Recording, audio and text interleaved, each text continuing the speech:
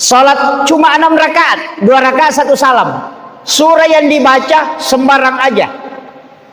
Jadi siapa yang sholat 6 rakaat antara maghrib dengan isya, itu setara dengan sholat 12 tahun lamanya. Itu hadis sahih, Pak.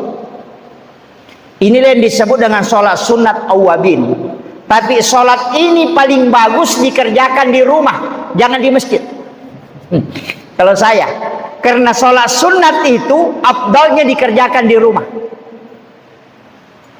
Kalau sholat fardu di masjid, kalau sholat sunat bawa pulang ke rumah. Nabi menegur sahabat itu karena semua sholatnya di masjid.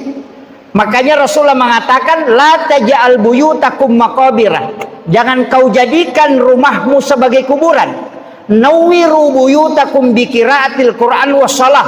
Tarangi rumahmu dengan bacaan Al-Quran, dengan sholat.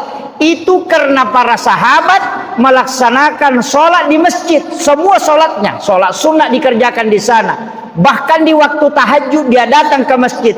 Maka Nabi menegurnya bahwa jangan jadikan rumahmu sebagai kuburan. Kenapa? Masjid itu sudah mendapati keberkahan. Rumahmu yang harus juga mendapatkan berkah. Maka tempati dia sholat. Nah, ini penting saya sampaikan.